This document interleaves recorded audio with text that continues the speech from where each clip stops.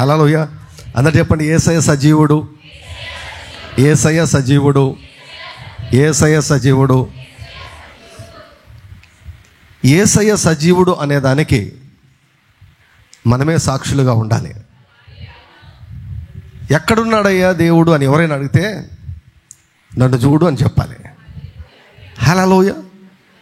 నీ జీవితంలో ఏదో 1-2 అద్భుతాలు కాదు, నీ జీవితమే ఒక అద్భుతముగా ఉండాలని యేసుక్రీస్తు ప్రభు కోరుకుంటున్నాడు. God wants you to be a miracle. నీవే ఒక నడుస్తున్నటువంటి అద్భుతం, మాట్లాడుతున్నటువంటి అద్భుతం. 10 సంవత్సరాలుగా మాట్లాడలేదనుకోండి, 10 సంవత్సరాలుగా మోవారుగా ఉన్నారు. ఒకసారి మాట్లాడి మొదలు పెడితే నీవే ఒక అద్భుతం. హల్లెలూయా. ఒక ముస్లిం దేశంలో ఒక ముస్లిం సోదరుడు రక్షించబడ్డాడంట. ముస్లిం సోదరుడు రక్షించబడ్డాడు. దేవుడు దర్శించాడు, రక్షించబడి సేవ ప్రారంభించాడంట. పరిచర్య చేయడం ప్రారంభించాడు. ఎక్కడ? ముస్లిం కంట్రీలో, ముస్లిం దేశాల్లో. ముస్లిం వారి విశ్వాసం చాలా గొప్పగా ఉంటుంది, చాలా వారు గట్టిగా ఉంటుంది. వారంతా సామాన్యంగా వారి విశ్వాసాన్ని వారు మార్చుకోరు, చాలా గట్టిగా ఉంటారు. అటువంటి ప్రాంతంలో దేవుడు ఆ వ్యక్తిని ఎన్నుకొని సేవ చేయమని చెప్పాడంట. సేవ చేయడం మొదలుపెట్టాడు. ఎంత సేవ చేసినా కూడా సంఘం ఏమీ పెరగడం లేదంట. ఏమీ పెరగడం లేదు. ఎందుకు పెరగడం లేదంటే, ఆయనకు అవిటితనముతో పుట్టినటువంటి ఒక కుమారుడు ఉన్నాడంట. పారాప్లీజ్ అనమాట. 2 చేతులు 2 కాళ్ళు పుట్టుకతోనే, ఆ బ్రెయిన్ డెవలప్ కాలేదంట. పుట్టుకతోనే 2 చేతులు 2 కాళ్ళు పనిచేయవు. ఎప్పుడు కూడా బెడ్ రీడన్, ఎప్పుడు కూడా బెడ్ మీదనే ఉంటాడు. అన్నీ బెడ్ మీద ఉంటాడు ఎప్పుడు కూడా. అందరూ ఎగతాళి చేయడం మొదలుపెట్టాడంట. నువ్వేమో మతం మార్చుకున్నావు, నువ్వు సేవించే దేవుడు గొప్ప దేవుడు అంటున్నావు. ఫస్ట్ నీ ఇండ్లు చూసుకో. ఫస్ట్ నీ ఇంట్లో నీ కొడుకును బాగు చేసుకో, తర్వాత మాకు వచ్చి చెప్పు సువార్త అని. ఎవ్వరు అసలు ఆయన మాటను, ఆయన ఎంత చెప్పినా, అరే వాక్యం సత్యం ఇదే, సత్యం అది ఎంత చెప్పినా కూడా ఎవ్వరు కూడా అసలు లెక్కకు వేసుకోలేదంట. ఎవ్వరు కూడా లెక్కకు వేసుకోలేదు. సో ఈయన చాలా బాధపడి ఏం చేయాలో అర్థం కాక, కొంచెం కష్టమైనా కూడా ఆ టైంలో మరి పాల్ యాంగ్చో గారు భూమి మీద ఉన్నప్పుడు, ఆయన ఇప్పుడు పరలోకంలో ఉన్నారు. హల్లెలూయా. ఆయన సేవ చేస్తున్నప్పుడు ఆయన పాల్ యాంగ్చో గారి యొక్క స్పెషాలిటీ ఏమిటంటే, ఆయన ఎక్కడికి వెళ్తే అక్కడ లక్షల జనం వస్తారు. నాకు ఒక ఖాళీ చర్చిని చూపించండి, నేను దాన్ని నింపుతాను అంటాడు అనమాట. ఏంటి విషయమో ఏంటి అసలు, వెళ్ళి చెప్పుకుందాం, నా బాధను నా గోడును చెప్పుకుందామని పాల్ యాంగ్చో గారి దగ్గరికి వెళ్ళాడంట. వెళ్ళి చెప్పాడంట, అయ్యా నేను ముస్లింను, నా యొక్క కుమారుడు పుట్టుకతోనే అవిటితనంతో పుట్టాడు కదా, ఇంకా ఏం బాగవుతాడు. దేవుడైతే నన్ను రక్షించాడు, నా పాపములను క్షమించాడు, నా పేరును తన జీవగ్రంథంలో రాసుకున్నాడు. సేవ కొరకు దేవుడు నన్ను పిలిచాడు. నేను సేవ చేస్తుంటే ఒక్క ఆత్మ కూడా నా దగ్గరికి రావడం లేదు, ఒక్కరు కూడా రక్షించబడడం లేదు. ఏమి అంటే, ఫస్ట్ నీ కొడుకును బాగు చేసుకో అని అంటున్నారు. ఇవన్నీ కాదయ్యా ముఖ్యము, స్వస్థత ముఖ్యం కాదయ్యా, ఆత్మరక్షణ ముఖ్యము అని నేను ఎంత చెప్పినా కూడా ఎవరు వినడం లేదు. ఫస్ట్ నీ కొడుకును బాగు చేసుకో, అప్పుడు మాకు వచ్చి సువార్త చెప్పు అని అంటున్నారంటే, పాల్ యాంగ్చో గారు వారు చెప్పింది కరెక్టే కదా అన్నాడంట. వారు చెప్పింది కరెక్టే కదా అన్నాడంట. మీరు కూడా వాళ్ళలాగానే మాట్లాడుతున్నారా, నేనేం చేయాలి చెప్పండి అన్నాడంట. నేనేం చేయాలంటే, నేను నేర్చుకున్నటువంటి విషయం చెప్తాను మీకు, దాని ప్రకారం చేయండి అని చెప్పాడంట. రేపటి నుంచి మీరు చర్చి ఆఫీస్కి వెళ్ళొద్దండి, మీరు ఇంటి దగ్గరే ఉండండి అని చెప్పాడంట. ఆయన ప్రతిరోజు చర్చి ఆఫీస్కి వెళ్ళేవాడు. ప్రతిరోజు చర్చి ఆఫీస్కి వెళ్ళి అక్కడ మామూలుగా ప్రార్థనలు గడిపి ఇంకా తన ఆఫీస్ పనులు ఉంటాయి కదా, చర్చి పనులన్నీ కూడా చేసుకొని వచ్చేవాడంట.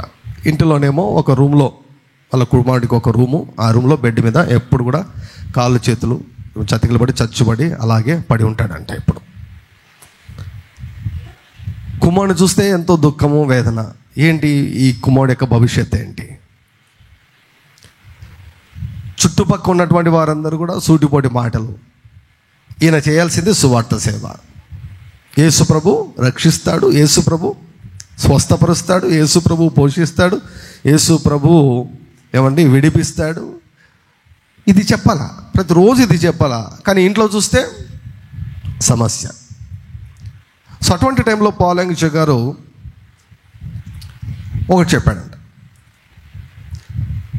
డాక్టర్లు ఇక ఏ మార్గం లేదని చెప్పారు కదా, అంటే ఏ మార్గం లేదు, డాక్టర్లు ఏ మార్గం లేదు అంటే యేసయ్య దగ్గర ఒక మార్గం ఉంది అన్నాడంట. హల్లెలూయా. నీ కుమారుడు ఇదే స్థితిలో ఉండవలసిన అవసరము లేదు. ఇది దేవుని చిత్తం కాదు. ఫస్ట్ ఇది తెలుసుకున్నాడంట. ఫస్ట్ నీ కుమారుడు బాగా కావాలి, నీ పరిచర్య, నీ సేవ వృద్ధి చెందాలంటే ఫస్ట్ నువ్వు తెలుసుకోవాల్సింది ఏంటంటే నీ మనసులో నీ అభిప్రాయాన్ని నువ్వు మార్చుకో, నీ ఒపీనియన్ మార్చుకో, నీ ఆలోచన నువ్వు మార్చుకో, నీ నమ్మికను మార్చుకో. ఇంతవరకు ఏమనుకున్నావు? నువ్వు సెటిల్ అయిపోయావు. డాక్టర్లు ఇంకా వేరే మార్గం లేదన్నారు, దాన్ని నమ్మేశావు, దాన్ని అంగీకరించేశావు, అది స్థిరపడిపోయింది నీ మనసులో. ఇక నీ కుమారుని అలాగే వదిలేసి సరే మేము బ్రతికున్నంతకాలం ఎలాగో ఒకలాగో చూసుకుందాంలే అని నీవు సెటిల్ అయిపోయావు. First of all you change that. దాన్ని మొట్టమొదటిగా దాన్ని మార్చు. దేవుడు చేయగలడు, నేను చెప్పినట్లు చేయి అన్నాడంట. చెప్పండి మీరు, నా కుమారుడు బాగేదానికి నేను ఏమైనా చేస్తానండి అన్నాడంట. హల్లెలూయా. అంటే చెప్పాడంట, నీవు రేపటి నుంచి నీ ఆఫీస్కి వెళ్ళొద్దు, నీ కుమారుడు ఎక్కడున్నాడో అక్కడికి వెళ్ళిపో అన్నాడంట. పొద్దున్నుంచి అక్కడ సాయంకాలం వరకు నీ కుమారుడు దగ్గరే ఉన్నాడంట. ఏం చెప్పాడంటే, నీ కుమారుడు ఏమి కావాలని కోరుకుంటున్నావు అన్నాడంట.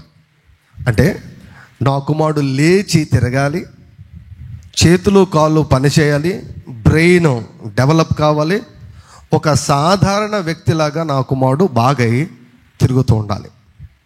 ఇది నాకు కావాలన్నాడు. దానిని నీవు నీ మనసుతో చూడగలవా అన్నాడంట. నీ కుమారుడు లేచినట్లు, స్వస్థపరచబడినట్లు, కాళ్ళు చేతులు ఆడుతున్నట్లు, బాగా మాటలాడుతున్నట్లు, తిరుగుతున్నట్లు, జనాల మధ్య తిరుగుతున్నట్లు నీ మనసుతో నువ్వు చూడగలవా అంటే దానికేం ఖర్చు అవుతుందని సులభంగా చూడగలను అన్నాడంట. ఇప్పుడు వెళ్ళి నువ్వేం చేస్తావంటే రూమ్లో కూర్చొని ఆ చిత్రాన్ని చూస్తూ ప్రార్థన మొదలుపెట్టు అన్నాడంట. హల్లెలూయా. ఇక సమస్య గురించి ఏం వివరించద్దు దేవునికి. ఆ చిత్రాన్ని చూచి, యేసయ్య నీవు పొందిన దెబ్బల చేత నా కుమారుడు బాగయ్యాడు, నా కుమారుడు ఈ స్థితిలో ఉండడం ఏమాత్రం కూడా నీకు ఇష్టము కాదు, నీవు ఒక నెల రోజులు ప్రార్థన చేయి, నెల రోజులు ప్రార్థన చేసి నా దగ్గరికి రా అన్నాడంట. సో అలాగే పాల్ యాంగ్చో గారు చెప్పినట్లు వెంటనే విని నెల రోజులు రోజు వాళ్ళ కుమారుడు యొక్క మంచం దగ్గరికి వెళ్ళి అక్కడ మోకరించగలంతసేపు మోకరించి తిరుగుతూ అదే చిత్రాన్ని మనసులో పెట్టుకొని నా కుమారుడు ఖచ్చితంగా బాగవుతాడని నమ్మి దేవుని స్తుతిస్తూ మరి ప్రార్థిస్తూ మొరపెడుతున్నాడు, పోరాడుతున్నాడు అనమాట. ప్రేయర్ అంటే చాలాసార్లు మనం అనుకుంటాం ఏమండి తండ్రి కుమారుల సంభాషణ అని మాత్రమే అనుకుంటాం. నో, కేవలం అది సంభాషణ మాత్రమే కాదు, తండ్రి కుమారుల సంభాషణ మాత్రమే కాదు ప్రార్థన అంటే. తండ్రి కుమారుడు మాట్లాడుతుంటే మధ్యలో వచ్చే అడ్డంకులు చాలా ఉంటాయి. ప్రార్థన అన్నటువంటిది కేవలము తండ్రితో మనము సంభాషించడం మాత్రమే కాదు, అది ఒక పోరాటం. అది ఇట్స్ అ ఫైట్. పాల్ యాంగ్చో గారు అన్నారంట, నీవు మామూలు కంట్రీలో లేవు, నీవు ఉన్నటువంటి దేశంలో, నీవు ఉన్నటువంటి ప్రాంతంలో ఎంత వ్యతిరేకత ఉందో తెలుసా? తీవ్రమైన వ్యతిరేకత ఉంది. నీవు ఆ వ్యతిరేకతను నువ్వు దాటి రావాలి. ఆ వ్యతిరేకతను నువ్వు జయించాలి. ఊరికనే సాతాను ఏం చేయకుండా వాడు ఉన్నాడు. వాడు ఖచ్చితంగా నిన్ను వ్యతిరేకిస్తాడు. కాబట్టి నువ్వేం చేయాలి? నీవు ఊరిగా కూర్చొని ఇంకా రిలాక్స్డ్గా ఉంటే సరిపోదు. ఆ దేవుడు అన్నీ చేసేసాడు, అయిపోయిందని చెప్పేసి ఊరికి ఉంటే కాదు. You have to fight for it. నువ్వు పోరాడాలి. అది నువ్వు స్వాధీనం చేసుకున్నంత వరకు నువ్వు పోరాడాలి. అన్నప్పుడు ఇక పోరాడుతున్నాడు. నెల రోజులు అయిందట. నెల రోజులు అయిన తర్వాత మళ్ళీ పాలెంగిచో గారి దగ్గరికి ప్రయాణమై పాలెంగిచో గారు మీరు చెప్పినట్లే చర్చి పనులన్నీ కూడా చాలా తగ్గించేసి దీని ఒక్కనే టార్గెట్ పెట్టుకొని నేను మీరు చెప్పినట్లు నా కుమారుడు బాగయ్యాడు అనే చిత్రాన్ని పెట్టుకొని దేవుని వాగ్దానాలు ఎత్తిపట్టి దాదాపుగా దివారాత్రులు ప్రార్థిస్తున్నానండి. ఏం జరగలేదండి అన్నాడంట. ఏం జరగలేదు. ఎట్లున్నవాడు అట్లా ఉన్నాడండి, ఎట్లున్నవి ఎట్లా ఉన్నాయండి, ఏం జరగలేదంటే పాలెంగిచో గారు అన్నారంట, ఎలాగో ఒక నెల చేసావు కదా ప్రార్థన, ఇంకో నెల చేయకూడదా అన్నాడంట. హల్లెలూయా. ఎలాగో ఒక నెల ప్రయాణం చేసావు కదా, ఇప్పుడు ఎందుకు వదిలిపెట్టడం? ఒక నెల ప్రయాణం చేసావు కదా, ఒక నెల ప్రయాసపడ్డావు కదా, ఒక నెల పని చేసావు కదా, ఒక నెల పోరాడావు కదా, ఎందుకు ఆపడం? ఇంకొక నెల ట్రై చేయకూడదు అన్నాడు. సరే అండి అన్నాడంట. మళ్ళీ వెళ్ళి సేమ్ 2 నెలలు అయిపోయింది. ఏమి వెంట్రుకమైనా కూడా ఏమి తేడా లేదు. కనీసం చేయి ఎట్లా కదిలింది కూడా లేదు. శుభ సూచన లేదు, శుభ సమాచారం లేదు, శుభకరమైన ఆనవాలు లేదు, ఎంకరేజింగ్ ఒక్కటి కూడా జరగడం లేదు. దాదాపుగా దివారాత్రులు చేస్తున్నాడు. ఒక నెల అయిపోయింది, 2 నెలలు అయిపోయి ఏమీ జరగలేదు. మరలా వచ్చాడంట పాలెంగిచో గారి దగ్గరికి దిగాలుగా ముఖం పెట్టుకొని, మీరేమి చెప్పారండి, మీ మాట నేను నమ్మాను, మీరు చెప్పిన ప్రకారమే నేను చేస్తున్నాను, ఖచ్చితంగా చేస్తున్నాను. మొదటి నెల చేశాను, 2వ నెల నేను చేశానండి, ఏం జరగలేదంటే ఆయన మాటలు చూసి పాలెంగిచో గారికి నిరుత్సాహం వచ్చిందంట. బాగా డిస్కరేజ్ చెప్పాడంట. ఏంటప్పా ఇది చెప్పాడంట. చూడు, వ్యతిరేకత చాలా ఉంటుంది, ఒక పని చేయి, ఇప్పుడు నువ్వు 2 నెలలు ప్రార్థన చేసావు కాబట్టి నువ్వు అస్సలు వదిలిపెట్టకూడదు అన్నాడంట. 2 నెలలు ప్రార్థన చేసావు కాబట్టి నువ్వు అస్సలు వదిలిపెట్టకూడదు. ఈసారి ఏం చేస్తానంటే నీతో కలిసి నేను కూడా ఏకీభవిస్తా అన్నాడంట. నాకు వీలున్నంత వరకు నీతో కలిసి నేను కూడా ఏకీభవిస్తా, వదిలిపెట్టద్దు. నువ్వు ఇంతవరకు ప్రయాణం చేసావు కాబట్టి ఇంక అసలు వదిలిపెట్టద్దు. ఫస్ట్ ఏమో ఎలాగో ఒక నెల చేసావు కాబట్టి ఇంకో నెల చేయన్నాడు. ఇప్పుడు 2 నెలలు అంటే నువ్వు చాలా దూరం ప్రయాణం చేసావు. ఇప్పుడు అస్సలు వదిలిపెట్టకూడదని ఈ 3rd మంత్లో నేను కూడా నీకు సహకరిస్తా, నా విశ్వాసాన్ని కూడా నీకు కలుపుతాను, నేను కూడా చూస్తాను నీ కుమారుడు బాగైనట్లు, నా మనోనేత్రాలతో నేను కూడా చూస్తాను, నేను కూడా మాట్లాడతాను, నేను కూడా దేవుని స్తుతిస్తాను, నేను కూడా ప్రార్థిస్తాను అని చెప్పాడంట. వెళ్ళాడు. 3 నెలలు పూర్తయిపోయాయి, ఏమీ జరగలేదు. 3 నెలలు పూర్తయ్యాయి, ఏమీ జరగలేదు. 4వ నెల మొదటి రోజున అదే రూమ్లో, కుమారుడున్నటువంటి రూమ్లో కళ్ళు మూసుకొని ప్రార్థన చేస్తుంటే వాళ్ళు కుమారుడు లేచి కూర్చొని ఫుల్ రన్నింగ్ రేస్ చేస్తున్నాడంట. తిరుగుతున్నాడంట, రూమ్ అంతా తిరుగుతున్నాడంట. 4వ నెల మొదటి రోజు రూమ్ అంతా తిరుగుతున్నాడంట. ఎప్పుడైతే ఆ అబ్బాయి బాగయ్యాడో ఊరు వేల మంది ముస్లిం సహోదరులు యేసుక్రీస్తు ప్రభువును స్వంత రక్షకునిగా అంగీకరించారు. హల్లెలూయా. 20,000 మంది పట్టే చర్చి ఆ పాస్టర్ కట్టాడంట. ఆ చర్చి ఓపెన్ చేసేదానికి పాల్యాంగిచో గారు వెళ్ళారంట. God is good. దేవుడు మంచివాడు. చాలాసార్లు మనము చేయవలసినవి చేయకపోవడం వల్ల మనము ఆ దేవుని యొక్క చిత్తాన్ని అనుభవించలేకుండా పోతున్నాం. ఒక యవనస్తురాలికి బ్రెయిన్లో ట్యూమర్ వచ్చిందంట.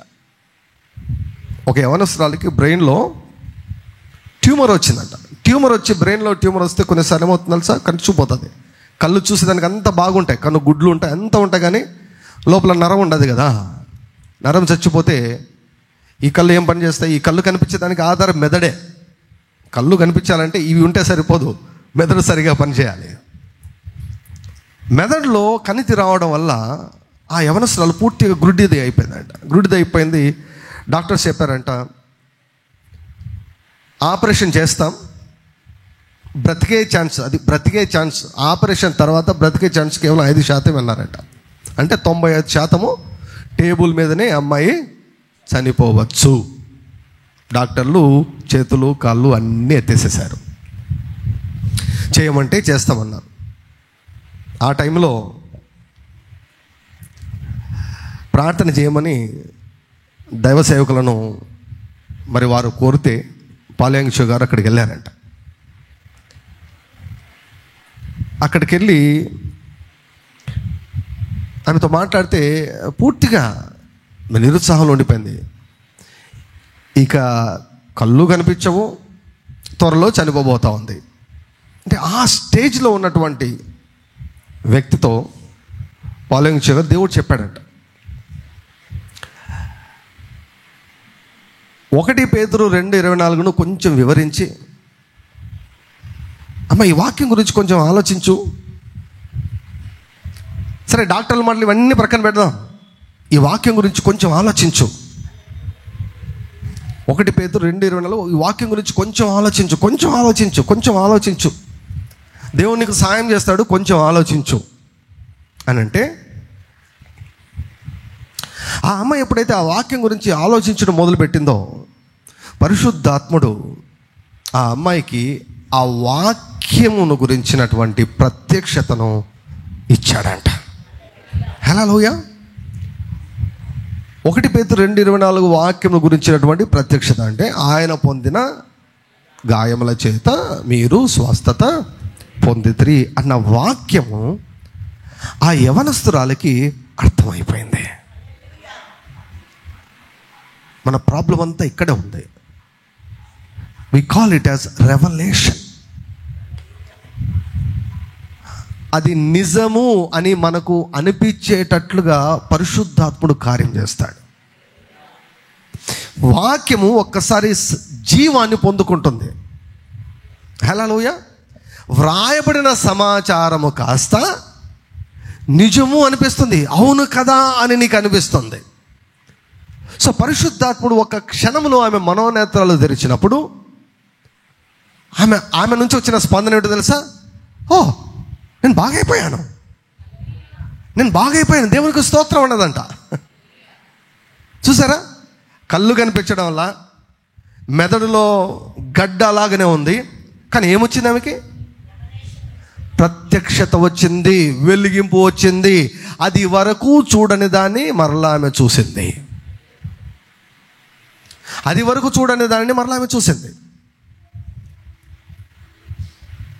చర్చిలో ఆ వాక్యం చాలాసార్లు విని ఉండొచ్చు, కానీ ఆ వాక్యము ప్రత్యక్షత కాలేదు. చాలాసార్లు వాక్యం మన జీవితంలో పని చేయకపోయేదానికి ఒక కారణం ఏంటంటే వాక్యం ప్రత్యక్షత కావాలి. ఆ ప్రత్యక్షతను పరిశుద్ధాత్ముడు ఇస్తాడు. ప్రత్యక్షతలు ఎలా వస్తాయంటే, నీ భవిష్యత్తును సృష్టించుకో పుస్తకంలో లాస్ట్లో ప్రార్థనలు ఉన్నాయి కదా, ఆ ప్రార్థనలు బాగా చేస్తే వస్తాయి. రెండవది, ఏ వాక్యం గురించిన ప్రత్యక్షత నీకు కావాలో ఆ వాక్యాన్ని ఎక్కువగా ఆలోచిస్తే, వాక్యాన్ని ఆలోచిస్తే, సమస్యలను ఆలోచిస్తే సాతాను కూడా ప్రత్యక్షతలు ఇస్తాడు. ఇది పరిష్కారం కాదన్నారు. వాగ్దానం గురించి ఆలోచిస్తే పరిశుద్ధాత్ముడు ప్రత్యక్షతలు ఇస్తాడు. ప్రత్యక్షత వచ్చిన వెంటనే ఆ అమ్మాయి అన్నదంట, అయితే ఇప్పుడు నేను ఆపరేషన్కి పోను, ఏం పోను. నేను ఒక పని చేస్తాను. ఏం చేస్తాను అంటే 10,000 సార్లు ప్రభు ప్రార్థన చెబుతాను అన్నదట. 10,000 సార్లు ప్రభు ప్రార్థన నేను చెబుతానని చెప్పి పక్కన ఉన్నటువంటి వారి అక్కనో ఎవరినో పెట్టుకొని, నేను పలికిన ప్రతిసారి నువ్వు కౌంట్ చేసుకొని చెప్పినట్టు. ఇదొక్కటి చేయనాక, నేను నోటితో పలికిన ప్రతిసారి నువ్వు కౌంట్ చేసి చెప్తావు. అలా కౌంట్ చేయటం. ప్రియులారా, పాలెంచోకర్ చెప్తుంటే నాకు చాలా ఆశ్చర్యమైంది. ఆ అమ్మాయి 9,999 సార్లు, 9,999 సార్లు, అది ఎంత చేసేదానికి 6 గంటలు టైం పట్టిందంట. ఇంకా అదే పని అనమాట. సెకండ్ ప్రభు ప్రార్థన ఉంది కదా, పరలోకమున మా తండ్రి నీ నామం పరిశుద్ధపరచబడును గాక. అది ఆమెకి ఎవరు చెప్పలే, ఆమె అనుకున్నది అంతే. నేను ఇలా చేస్తాను అనుకున్నది. 10,000 times I will recite this prayer unto my God. ఈ ప్రార్థన నేను చేస్తాను, ఈ ప్రార్థన నేను మాట్లాడతాను అని ఆమె అనుకున్నది అంతే. ఇదేం డాక్టర్నేం కాదు, ఆమె అనుకున్నది నేను చేస్తాను. 6 గంటలు పట్టిందంట బెడ్ మీదనే. 6 గంటలు కళ్ళు మూసుకొని పోయాయి ఆమెకి. అంటే కళ్ళు అంటే చూపు లేదు ఆమెకి, చూపు లేదు, త్వరలో చనిపోబోతుంది. 9,999 సార్లు ఆమె మాట్లాడినా కూడా ఏమీ కాలేదంట. చివరిసారి 10,000 సార్లుగా ఆ ఒక్కసారి మాట్లాడిన వెంటనే ఒకే క్షణంలో ఓ మెరుపులాగా దేవుని యొక్క శక్తి, పరిశుద్ధాత్మ యొక్క శక్తి ఆమె తలను తాకిందంట. ఆమె తలను తాకడం, ఆ కణితి మాయం కావడం, ఆమె కళ్ళు తెరవబడ్డం, ఆమె ఎగిరి గంతులేయడం ఒకే క్షణంలో జరిగిందంట. తర్వాత వెళ్ళి స్కానింగ్ చేస్తే గడ్డ లేదు, ఏమీ లేదు. కొన్ని దశాబ్దాలు ఆ అమ్మాయి చూపుతో జీవించి, ఏమండి పాలెంచు గారి చర్చిలో ఒక అసిస్టెంట్ పాస్టర్ లాగా పనిచేసిందంట. Jesus is alive. యేసు ప్రభు సజీవుడిగా ఉన్నాడు. హల్లెలూయా. దానికి మనం ఎన్నెన్నో థియరీలు చెప్పచ్చు మనం. ఇప్పుడు ఆ అమ్మాయికి ఏమోమ్మా దేవుడు మంచోళ్ళనే తీసుకుంటాడని ఒకటి, ఇంక కొన్ని మనకు అర్థం కావని వదిలేయడం ఒకటి, నీకు తగినంత విశ్వాసం లేదని చెప్పడం ఒకటి, నువ్వు దేవునితో సహకరించడం లేదని చెప్పడం, అన్నీ చెప్పేసి వదిలేసి ఆమె చచ్చిపోయేదానికి అందరూ కూడా వదిలేసిన వాళ్ళు. కానీ అమ్మాయి వదిలిపెట్టలేదు. పరిశుద్ధాత్ముడు మనకు సహాయం చేసేదానికి వచ్చాడు. The Holy Spirit is here to help us. సహాయం చేసేదానికి వచ్చాడు ఆయన. సహాయం చేసేదానికి వచ్చాడు. ఆయన చేసే సహాయంలో మొట్టమొదటి సహాయం ఏమిటంటే వాక్యాన్ని రియల్గా చేస్తాడు ఆయన. సిలువ కార్యము నీ కళ్ళ ఎదుట జరుగుతున్నట్లుగా చూపిస్తాడు ఆయన. Word of God will become a real thing to you. Hallelujah. చాలాసార్లు దేవుడు ఇచ్చిన దానిని మనము స్వాధీనం చేసుకోలేక మనం అల్లాడుతుంటాం. You should not leave until you possess that healing. సాధ్యం అండి. మనుషులకు ఏవేవి అసాధ్యములో అవన్నీ నా దేవునికి సాధ్యము. హల్లెలూయా. ఏదైనా సరే, what is the impossible thing that you are facing today? ఈ 3 సాక్ష్యాలు చెప్పాలని నాకు చాలా ప్రేరేపణ వచ్చింది ఈరోజు. 2 చెప్పాను, పారాప్లీషియా, చాలా సాక్ష్యాలు ఉన్నాయి. ఇవి చెప్పాలని ప్రేరేపణ వచ్చింది. హల్లెలూయా. ఎందుకు ఈ సాక్ష్యాలు అంటే, చూడండి, అంటే వారి జీవితాలే పత్రికలు అంతే. ఆ పాస్టర్ కుమారుడు ఇలా నడుస్తుంటే అదే అద్భుతం. ఇంకా ఇప్పుడు ఆ వ్యక్తి నా దేవుడు అద్భుతాలు చేస్తాడని చెప్పాల్సిన అవసరం లేదు. ఎలా ఉండాలంటే మనము ఎక్కడ యేసుప్రభు అంటే నన్ను చూస్తే తెలియడంలా. హల్లెలూయా. ఈరోజు నేను బ్రతికున్నానంటే ఆయన ఉన్నాడని. హల్లెలూయా. ఈరోజు నేను మైక్ పట్టుకుని వాక్యం చెబుతున్నానంటే ఆయన ఉన్నాడు. Jesus is alive. చాలామంది నేను ఉన్నాను అనుకున్నారు, కానీ నేను ఉన్నాను. హల్లెలూయా. దయ్యంగాడు అనుకున్నాడు, బ్రతకడు అనుకున్నాడు దయ్యంగాడు. దయంగాని మనుషులు అనుకున్నారు, బ్రతకడు అనుకున్నారు. చాలామంది విశ్వాసులు అనుకున్నారు ఈయన పని అయిపోయింది అనుకున్నారు. నేనున్నాను అంటే ఆయన ఉన్నాడు అన్న దానికి సూచన. హల్లెలూయా. నీ జీవితంలో అద్భుతాలు కాదు, నీవే ఒక అద్భుతంగా మారాలని దేవుడు కోరుకుంటున్నాడు. హల్లెలూయా. ఈరోజు నా ప్రశ్న ఏమిటంటే, ఏది అసాధ్యము అని అనుకుంటున్నావు ఈరోజు నువ్వు? ఇది కాదు, ఇది జరగదు, ఇది చాలా కష్టం, ఇది ఏది అనుకుంటున్నావు నువ్వు? ఈరోజు నేను చెప్తున్నాను, సవాల్ చేసి చెప్తున్నాను. ఇది నువ్వు చెప్పింది కరెక్టే, నువ్వు ఆలోచించేది కరెక్టే, దాని గురించి ఇతరులు చెప్పింది కరెక్టే. ఇది అసాధ్యం. ఎవరికి? మనుషులకు అసాధ్యము, కానీ దేవునికి సమస్తము సాధ్యం. దేవునికి సమస్తము సాధ్యము. చెప్పండి, యేసయ్యా నీకు సమస్తము సాధ్యమయ్యా. ఇది మనుషులకు సాధ్యమే. ఈ స్వస్థత మనుషులకు అసాధ్యమే, కానీ నీకు సమస్తము సాధ్యము. ఈ అప్పు తొలగిపోవడం మనుషులకు అసాధ్యమే, కానీ నీకు సమస్తము సాధ్యము. ఈ సమస్య పరిష్కారము కావడము అసాధ్యము, అయితే నీకు సమస్తము సాధ్యము. హల్లెలూయా. తాళపు చెవి లేకుండా తాళం ఉండదు. పరిష్కారం లేని సమస్య ఏది కూడా లేదు. మనకు కనిపించినంత మాత్రాన పరిష్కారం లేదనుకుంటే ఎలా? మనం ఎక్కడికి వచ్చామో తెలుసా? పరిష్కారాల దగ్గరకు వచ్చాం మనము. హల్లెలూయా. పరిష్కారాల దగ్గరకు వచ్చాం. హల్లెలూయా. సో చాలాసార్లు క్రైస్తవులముగా మనము, విశ్వాసులముగా మనం అనుకున్న టైంలో జరగకపోవడం వల్ల మనం వదిలేసే వారంగా ఉంటాం. జస్ట్ ఇమాజిన్ చేయండి, ఆ యవనస్తురాలు 9,000 సార్లు చేసి ఏంటి ఏం జరగలేదని, లేకపోతే 7,000 సార్లు చేసి ఏంటి ఏం జరగలేదని వదిలిపెట్టేసింటే, ఒక్క క్షణంలో మనం అద్భుతాన్ని మిస్ చేసుకోకూడదు. ఆ కుమారుని యొక్క తండ్రి మొదటి నెలలోనే ఆయన ఏందో చెప్పాడు, ఏందో చూడమన్నాడు, ఏందో మొరపెట్టమన్నాడు, వర్కౌట్ కావు, ఇదేవి జరగదు, ఇది ఏం నా కుమారుడి మీద ఇట్లా రాసి పెట్టాడు దేవుడు, వాడి దుస్థితి అంతే అనుకునింటే, ఇప్పుడు ఆ ఒక్క స్వస్థతకు ఎన్ని వేల ఆత్మలు ముడిపడ్డాయో చూడండి. ఒక్క స్వస్థతకు కొన్ని వేల ఆత్మల రక్షణ ముడిపడి ఉంది. ఏమో నువ్వు పోరాడే ఒక పోరాటం, ఒక వ్యక్తి కోసం నువ్వు పోరాడుతున్నావేమో. ఒక మొండి సమస్య నిన్ను దశాబ్దాలుగా పీడిస్తుందేమో. కొన్ని సమస్యలు వెంటనే పరిష్కారం కావు, కొన్ని మొండి సమస్యలు వెంటనే పరిష్కారం కావు. కొంతమంది మొండి వ్యక్తులు అంత త్వరగా రక్షించబడరు. అటువంటివి ఏమైనా అసాధ్యకరమైన పరిస్థితులు ఉన్నాయేమో. నేను చెప్తున్నాను, ఈరోజు మీరు పట్టుదలతో మీరు కొనసాగితే, పట్టు విడువక మొండి విశ్వాసముతో మీరు కొనసాగితే, ఆ అద్భుతం మాత్రమే కాదు, ఆ అద్భుతముతో పాటి దేవుడు అనేక అద్భుతాలను దేవుడు నీకు దయచేయబోతున్నాడు. హల్లెలూయా.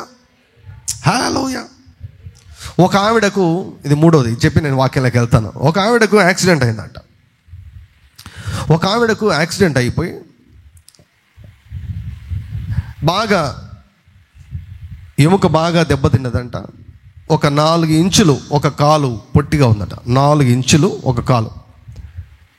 అమ్మ ఎప్పుడు చర్చికి వచ్చినా కూడా ఇట్లా నడుచుకుంటూ వస్తాయంట. ఇట్లా కుంటుకుంటా అంటే ఒక కాలు వచ్చేసి 4 ఇంచులు తక్కువ ఉంది, ఒక కాలు మాత్రం పొడుగా ఉంది. సో అలా వచ్చినప్పుడు, ప్రార్థన కోసం వచ్చినప్పుడు పాల్యంగుచో గారు ప్రార్థన చేసి, దేవుడు ఆయన పొందిన దెబ్బల ద్వారా నువ్వు స్వస్థత పొందావని దేవుడు అంటున్నాడు, నువ్వేమనుకుంటావు అన్నాడంట. నేను నమ్ముతాను పాస్టర్ గారు అన్నట్టు. నేను నమ్ముతాను, ఆయన పొందిన దెబ్బల చేత నేను స్వస్థత పొందాను అని నేను నమ్ముతాను, నమ్మి దేవుని స్తుతిస్తాను అంటే వెరీ గుడ్, గో హెడ్. నీ యొక్క ప్రార్థనకు, నీ యొక్క విశ్వాసానికి రుజువుగా నువ్వేం చేస్తావంటే, నీ మనసులో నువ్వు బాగైనట్లు చూడు అన్నాడంట. నీ మనసులో నువ్వు బాగైనట్లు చూడు. ఆ దైవజనుడు చెప్పిన మాట ఏమిటంటే, ఆ అమ్మాయి 1 సంవత్సరం నమ్మిందంట, ఏం కాలేదు. 2 సంవత్సరం, 3, 4, 5, 6 ఎంతకాలం నమ్మిందంట తెలుసా అమ్మాయి? 12 సంవత్సరాలంట. 12 సంవత్సరాలు మార్చలేదు మాటను. మనం 12 నిమిషాల్లో మార్చేస్తాం మాటను. మనం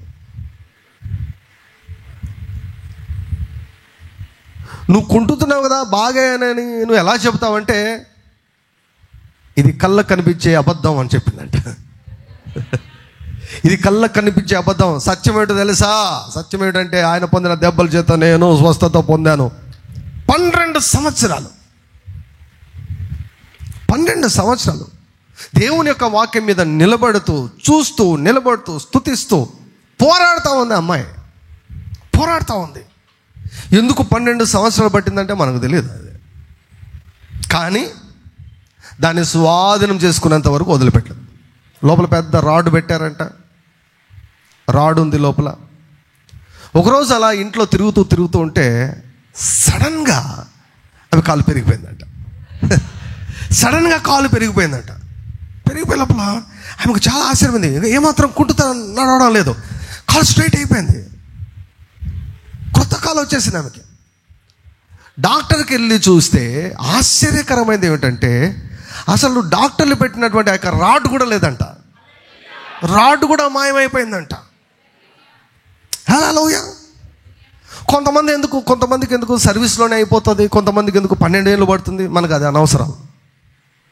కొంతమందినేమో ఏమండి యేసయ్య కొంతమంది దగ్గరికి వెళ్ళి బాగు చేశాడు. కొంతమంది ఒకసారి అడిగినా కూడా పట్టించుకోలేదు ఆయన. కానీ రిజల్ట్ ఏంటి? రిజల్ట్ మాత్రం అందరూ బాగయ్యారు. హల్లెలూయా.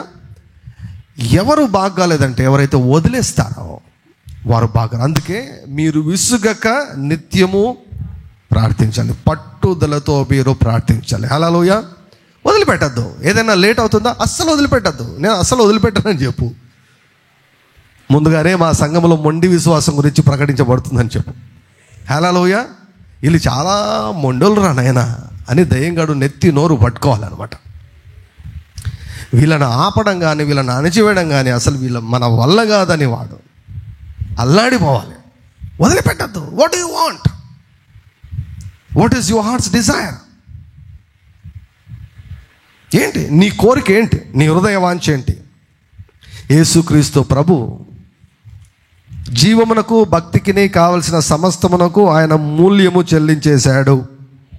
హల్లెలూయా. Hallelujah. So Jesus is alive. ఇంట్లోంచి బయలుదేరుతుంటే ఇదే మాట వస్తుంది, జీసస్ ఈజ్ అలైవ్. యేసు ప్రభు సమాధిలో లేడు, ఆయన సజీవుడిగా ఉన్నాడు. సజీవుడిగా ఉన్నాడు, మన మధ్యలో ఆయన ఉన్నాడు. హల్లెలూయా. దేని కొరకు నువ్వు ప్రార్థించావో, దేని విషయమై నీవు నమ్ముతూ ఉన్నావో అస్సలు వదిలిపెట్టద్దు. ఇంకా పెంచు, ఇంకా పెంచు, ఇంకా పెంచు. మన ఆత్మీయ తండ్రి గారు కెన్నెత్ హ్యాగిన్ గారు ఇదే రకం మొండి రకం అన్నమాట. ఒకసారి ఫస్ట్లోనే భాషలు మాట్లాడదామని మోకరించి, బెడ్ ప్రక్కన మోకరించి 1 గంట సేపు భాషలో మాట్లాడాడట. 1 గంట సేపు భాషలో మాట్లాడితే భాషలు అయిపోయిన వెంటనే గంట సేపు అయిపోయిన తర్వాత సాతాన్ గడు వచ్చి అన్నాడట, టైం అంతా వేస్ట్ చేసుకున్నావు నువ్వు అన్నాడంట. బైబిల్ చదువుకుని ఉండొచ్చు కదా అన్నాడంట. అప్పుడు మనకు అది ఎవరి స్వరంలాగా అనిపిస్తుంది? వాడు భలే హుషారండి, వాడు భలే హుషారు వాడు కదా. వెలుగుదూత అంటే అదే. వెలుగుదూత అంటే దేవుళ్ళలాగా అనిపిస్తాడు, కానీ దేవుడు కాదు వాడు. దేవదూత కాదు. You have wasted 1 hour. You would have read your Bible. నీ బైబిల్ చదివి ఉండొచ్చు కదా గంట సేపు, మేలు పొందేదు అంటే. సాతానా నువ్వు ఇలాంటవా? ఇప్పుడు చూడు నేనేం చేస్తాను. 2 గంటలు చేశాడంట. అట్లా ఉండాలి మనం. అట్లా 4 గంటలు భాషలో ప్రార్థన చేసేలోగా ఏమండి ఏవో తెలియనటువంటి అడ్డంకులన్నీ కూడా పగిలిపోయి ఒక అనదర్ కోణంలోనికి, మరొక కోణంలోనికి కెన్నెత్ హ్యాగిన్ గారు వెళ్ళిపోయారట. హల్లెలూయా. మొండిగా మనం చేయాలి. మాట్లాడు. ఇప్పుడు ఒక బండను పగలగొట్టేటప్పుడు సుత్త తీసుకుని ఎన్నిసార్లు కొడతాం? కొట్టినంతసేపు అది పగులుతూ ఉంటుంది, కానీ పూర్తిగా మనకు పగిలినట్టు ఎట్లా అనిపిస్తుంది? సపరేట్ అయినప్పుడే. సపరేట్ అయ్యేదానికి ఆఖరి చాలు, ఆఖరి దెబ్బ ఒక దెబ్బనే. కాబట్టి నమ్మండి, నమ్మండి, నమ్మండి, నమ్మండి. ఏ వాక్యాన్ని నువ్వు ఆధారం చేసుకున్నావో, ఏ ప్రార్థనను నువ్వు చేస్తున్నావో, దేవుడు ఖచ్చితంగా నీకు జవాబును ఇచ్చి తీరుతాడు.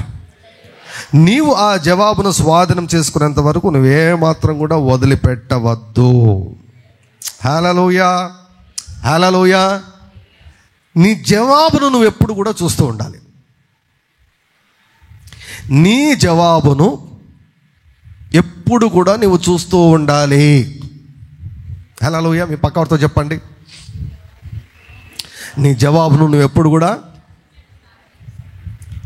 ఇప్పుడు నేను సన్నగా కావాలి అని కోరుకున్నాను అనుకోండి, నేనేం చూస్తుండాలి?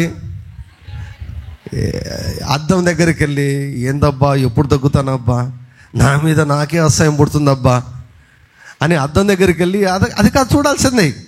ఏం చూడాలి? కళ్ళు మూసుకొని సన్నగినట్లు చూడాలి.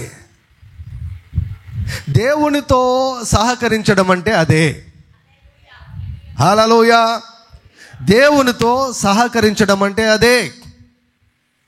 పరిశుద్ధాత్మనితో సహకరించడం అంటే అదే. నీ మనసుతో ఆయనకు సహకరించు.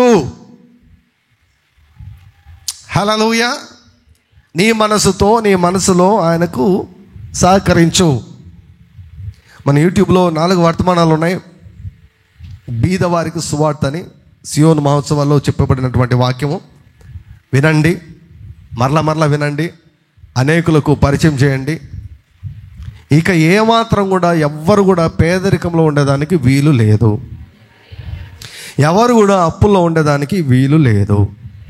దేవుడు ఆర్థిక పరమైన కటాక్షమును సమృద్ధిగా మనపైన ఆయన కుమ్మరిస్తున్నాడు. ఎవ్వరు కూడా పేదరికంతో కానీ, అప్పులతో కానీ, లోన్లతో కానీ, ఇప్పుడున్నటువంటి ఆర్థిక పరిస్థితితో దయచేసి ఎవ్వరు కూడా రాజీ పడవద్దు అని చెబుతూ ఉంటున్నాను. హల్లెలూయా. 100 రెట్ల పంట ఆశీర్వాదం మన జీవితాల్లో సమృద్ధిగా పనిచేస్తూ ఉన్నది. హల్లెలూయా, హల్లెలూయా. యెషయా గ్రంథము 58వ అధ్యాయం. సో గడిచినటువంటి వారం చెప్పాను, శీఘ్ర స్వస్థత, త్వరగా స్వస్థతను పొందుకునేదానికి ఈ ఉపవాస ప్రార్థన ద్వారా బీదవారిని పేదవారిని కనికరించడం ద్వారా ఏ రీతిగా మనము స్వస్థతను సులభంగాను త్వరగాను పొందుకుంటామో మనం చూసాం. 9వ వచనం నుంచి చదువుదాం. అప్పుడు నీవు పిలువగా యెహోవా ఉత్తరమిచ్చును, నీవు మొరపెట్టగా ఆయన నేనున్నానను. 7 నుంచి చదువు. 7. నీ ఆహారము ఆకలిగొనిన వారికి పెట్టుటయు, నీ రక్త సంబంధికి ముఖము తప్పింపకుండుటయు, దిక్కుమాలిన బీదలను నీ ఇంట చేర్చుకునుటయు, వస్త్రహీనుడు నీకు కనపడినప్పుడు వానికి వస్త్రములు ఇచ్చుటయు, ఇదియే కదా నాకు ఇష్టమైన ఉపవాసము. అలాగున నీవు చేసిన ఎడల నీ వెలుగు వేకువచుక్కవలే ఉదయించును, స్వస్థత నీకు శీఘ్రముగా లభించును, నీ నీతి నీ ముందర నడుచును, యెహోవా మహిమ నీ సైన్యపు వెనకటి భాగమును కావలి కాయును. అప్పుడు నీవు పిలువగా యెహోవా ఉత్తరమిచ్చును, నీవు మొరపెట్టగా ఆయన నేనున్నాను అనను. ఇక్కడ ఒక వర్షంలో ఉంటుంది, నీవు మొరపెట్టగా ఆయన నీకు త్వరగా ఉత్తరమిచ్చును అంటాడు. Quick response from God, quick healing and quick response. త్వరగా స్వస్థపరుస్తాడంట, త్వరగా రెస్పాన్స్ ఇస్తారంట. కొన్నిసార్లు మనము ఎవరికైనా కాల్ చేస్తే మిస్డ్ కాల్ పడుతుంటుంది. మిస్డ్ కాల్ కొంతమంది చూసి కూడా ఎత్తుకోరులేండి, చూసి కూడా ఎత్తుకోరు. దాన్ని బట్టి మనం చెప్పచ్చు, చూసి ఎత్తుకున్నటువంటి వారు, చూడకుండా ఎత్తుకున్నటువంటి వారు వేరు. చూసి కూడా ఎత్తుకోలేదంటే దాన్ని బట్టి నీ విలువ ఎంతనో, వారి దృష్టిలో నీ విలువ ఎంతనో నువ్వు తెలుసుకోవచ్చు అన్నమాట. కొన్నిసార్లు ఒక మెసేజ్ పెడతావు, చూస్తారు, చూసినట్లు కనిపిస్తే బ్లూ టిక్కులు పడతాయని పైన చూసి ఒకటే లైన్ చూసి చూడరు.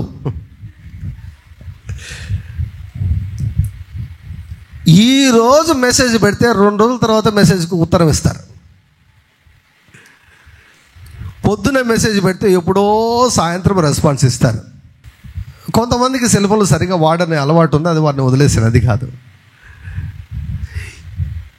ఇప్పుడు నీవు పెడితే మెసేజ్ పెడితే అక్కడి నుంచి రెస్పాన్స్ లేట్గా వస్తే నీకు ఎలా ఉంటుంది? నాకు ఒకటి తెలిసి, ఎందుకంటే కొంతమంది ఉన్నారు నా కాంటాక్ట్ లిస్ట్లో, కొంతమంది ఉన్నారు నేను ఏదైనా మెసేజ్ పెడితే 5 నిమిషాల్లోనే వచ్చేస్తుంది నాకు రెస్పాన్స్. అంటే వీళ్ళ నుంచి నాకు వెంటనే రెస్పాన్స్ వస్తుందని నాకు తెలిసిపోతుంది అప్పుడే. కొంతమందికి మెసేజ్ పెడతాను, ఇంకా ఈ మెసేజ్కి రెస్పాన్స్ ఒక 5 గంటల తర్వాత 6 గంటల తర్వాత వస్తుందని నాకు తెలుసు. సరే వాళ్ళకు వీళ్ళు ఉన్నప్పుడు చూసుకుంటారులే అని పెట్టేస్తాను అనమాట. ఇక్కడ యెషయా 58 ఏమంటున్నాడంటే, మనం బీదలను కనికరించినప్పుడు అంట దేవుడు క్విక్గా రెస్పాన్స్ ఇస్తాడంట. హల్లెలూయా. దానియేలు ప్రార్థించినప్పుడు జవాబు దానియేలు దగ్గరికి వచ్చేదానికి 21 రోజులు టైం పట్టింది. కానీ దేవదూత చెప్పిన మాట ఏంటో తెలుసా? ఎప్పుడైతే నీ మనసును అప్పగించి ఎప్పుడైతే నీవు మొరపెట్టావో, నీ మాటలు ఎప్పుడైతే వినబడ్డాయో అప్పుడే నీకు జవాబిచ్చేదానికి నేను ప్రయాణమయ్యాను అన్నాడు అనమాట. హల్లెలూయా. See, we receive quick healings, we receive quick response from God. దేవుని నుంచి ప్రతిస్పందన మనకు వెంటనే వస్తుంది. హల్లెలూయా. యెహోవా నియమించినటువంటి పద్ధతి ప్రకారం మనం ఉపవాసం ఉన్నప్పుడు, యెహోవాకి ఇష్టమైనటువంటి ఉపవాసాన్ని మనం చేసినప్పుడు, యెహోవాకు అనుకూలమైన ఉపవాసాన్ని మనం చేసినప్పుడు మనకు దేవుని నుంచి త్వరగా ఉత్తరం వస్తుందంట. త్వరగా ఆయన స్పందించి నేనున్నా నీ పక్కన అంటాడంట. హల్లెలూయా. ఆయన అసలు నేనున్నానంటే ఇంకేంటి? ఇప్పుడు సీఎం గారు నేనున్నానులే ఇంకా అన్నాడు అనుకోండి, వ్యక్తిగతంగా మీతో నేనున్నాను కదా నీకు అన్నాడు అనుకోండి, ఇంకేంటి? ఇంకా దేవుడు ఏమంటున్నాడు? రాజులకు రాజు, ప్రభులకు ప్రభు ఏమంటున్నాడు? నీవు మొరపెట్టగా నేనున్నాను నీ పక్షముగా, నీ కార్యము చేయుటకు నేనున్నాను, నిన్ను ఆదుకునేదానికి నేనున్నాను, నిన్ను ఆదరించేదానికి నేనున్నాను, నిన్ను విడిపించేదానికి నేనున్నాను, నిన్ను దీవించేదానికి నేనున్నాను, నీ కోరికను సిద్ధింపజేసేదానికి నేనున్నాను, నీ హృదయ వాంఛలు తీర్చేదానికి నేను ఉన్నాను, నిన్ను అత్యధికంగా వర్ధిల్ల చేసేదానికి నేను ఉన్నాను. మీ పిల్లలు నేనైతే చెప్తున్నాను చూడండి, మన పిల్లలు రాబో తరాల్లో, రాబో కాలంలో బిలియనీర్లు కాబోతున్నారు. బిలియన్ అంటే 100 కోట్లు, బిలియన్ అంటే 100 కోట్లు, బిలియన్ అంటే 100 కోట్లు. మన పిల్లలు బిలియనీర్లు కాబోతూ ఉన్నారు. హల్లెలూయా. దేవుని యొక్క వాక్యంలో అంత శక్తి ఉంది. దేవుని యొక్క వాక్యంలో అంత శక్తి ఉంది. అయితే నీ పాత్ర ఉంది. You have a role to play. Begin to see. చూడడం మొదలుపెట్టు. వీడు ఎట్లా చదువుతాడో, ఏం చదువుతాడో, వీడి పాస్ అవుతాడో లేదో, ఏమైపోతాడో ఇది కాదు నువ్వు చేయాల్సింది. మీ అమ్మ నాన్నలు అలా చేశారు కాబట్టి నువ్వు ఇలా అయ్యావు. నువ్వు అలా చేయొద్దు. ఏమవుతాడో ఖచ్చితంగా చెప్పు, ఏమవుతుందో ఖచ్చితంగా చెప్పు. హల్లెలూయా. ఆర్థికంగా ఉన్నతమైన స్థితిలో మన పిల్లలు ఉండబోతున్నారు. మీకు ఒక విషయం తెలుసా? ప్రపంచాన్ని ఏలేదు రాజకీయ నాయకులు అనుకుంటున్నారా? కాదు, ధనవంతులు. రాజకీయ నాయకుల వెనుక ఉన్నటువంటి ధనవంతులు. రాజకీయ నాయకులు కూడా మొట్టమొదటిగా డబ్బులు సంపాదించుకోవాలనుకుంటారు. డబ్బు లేని రాజకీయ నాయకులు ఎంతమంది ఉన్నో చూపించండి. Extremely rare. ఎవరండి ఏలేదే? ధనవంతులు వెళ్తారా? రేపు పొద్దున మీ పిల్లలు అత్యధికమైనటువంటి ధనవంతులు కావాలి. ఎలాగూ మీరన్నీ కూడా నేర్పిస్తున్నారు.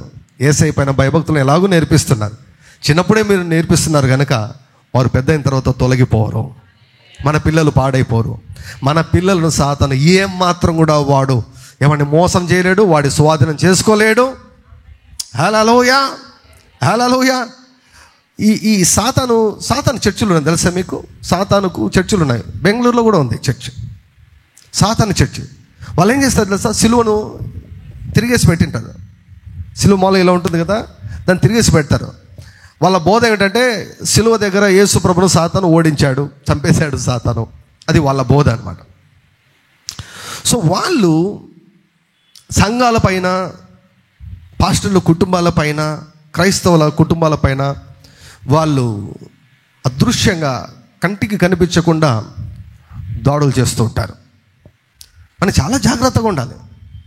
ఒక ఆయన అన్నాడు, నీకు తెలియకుండా నీ ఇంటిలోకి వచ్చి ఏమేమి చేయాలి అన్నీ చేసి నేను వస్తానన్నాడు. మనకు తెలియదు, ఇంట్లో గలబాలు గొడవలు ఇవన్నీ జరుగుతూ ఉంటాయి. కారణం తెలియదు. వాడొచ్చి ఒక దయ్యం వచ్చేసి లోపలికి వచ్చేసి లేనిపోయినవన్నీ మొత్తం కుమ్మరించేసి వెళ్ళిపోయింటాడు అన్నమాట. ఈ విచ్ క్రాఫ్ట్ చేసేవాళ్ళు, చేతబడి చేసేవాళ్ళు, రకరకాల పద్ధతులు ఉన్నాయి సెటనిస్టులు చేసేవి.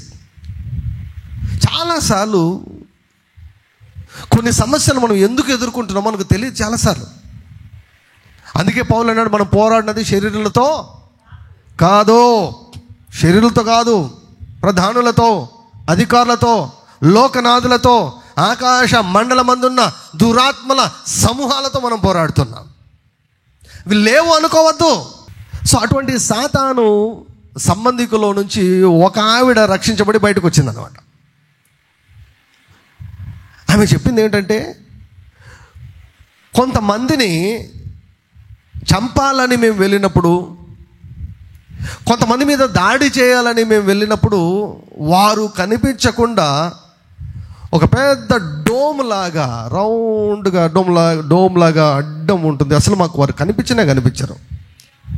ఏంటిది, ఎందుకు వీరు కనిపించడం లేదు, ఎందుకు మేము దాడి చేద్దామంటే వీరు దొరకడం లేదు మాకంటే, వారు ప్రార్థన చేస్తుంటే వారి దేవుడు వారి చుట్టూ కంచెను వేస్తున్నాడు అంటే. Hallelujah. You are praying for your children. మీరు మీ పిల్లల కొరకు ప్రార్థన చేస్తున్నారు, మన పిల్లల కొరకు ప్రార్థన చేస్తున్నాం. నేను ప్రకటిస్తున్నా, మన పిల్లలు పాడైపోరు, మన పిల్లలు ఎథిస్ట్లాగా మారరు. హల్లెలూయా. జ్ఞానం ఎంత పెరిగినా, తెలివి ఎంత పెరిగినా దేవుడు ఎక్కడ అని మన పిల్లలు అనరు. ఎందుకంటే దేవుడు ఎవరో మన పిల్లలకు బాగా తెలుసు. హల్లెలూయా. దేవుని మార్గమును వారు తప్పిపోరు. దేవుని మార్గమును తప్పిపోయే క్వశ్చనే లేదు. కెన్నిదేగన్ గారు అంటుంటారు అన్నమాట, కొంతమంది మా పిల్లోడు చర్చికే రాడు సార్ అని కొంతమంది అంటుంటారు. కెన్నిదేగన్, మా వాడిని చర్చికి రాకుండా చేయాలంటే చాలా కష్టం అంటాడు. హల్లెలూయా. అంటే చిన్నప్పుడే మనం నేర్పిస్తే వారు పెద్ద అయిన తర్వాత తొలగి పోరు. సో చిన్న పిల్లల గురించి, మీ పిల్లల గురించి ప్రియులరా, కళలు కనండి, మంచి కళలు కనండి. అది ఏమి మీకు నయా పైసా కూడా మీకు ఖర్చు కాదు. హల్లెలూయా. ఎందుకంటే దేవుడు చెప్పినటువంటి మాట, దేవుడు ఇచ్చినటువంటి వాక్కు మన పిల్లల్లో చాలామంది, ఒకరు కాదు ఇద్దరు కాదు, చాలామంది బిలియనీర్లు కాబోతూ ఉన్నారు. అంటే వారి యొక్క హృదయంలో, వారి మనసులో దేవుడు ఆ బీజాలు దేవుడు దాచిపెట్టేశాడు. హల్లెలూయా. ప్రపంచ స్థాయి వ్యక్తులు కాబోతున్నారు. International figures our children are going to become. Hallelujah. Why? God is with us. దేవుడు మనతో ఉన్నాడు. ఆయన చెప్పిన మాటను మనం వినగలిగా, ఆయన స్వరాన్ని మనం గుర్తించగలిగా. Hallelujah. Our children are going to become extremely great. చాలా గొప్పవారుగా వారు కాబోతూ ఉన్నారు. హల్లెలూయా, హల్లెలూయా.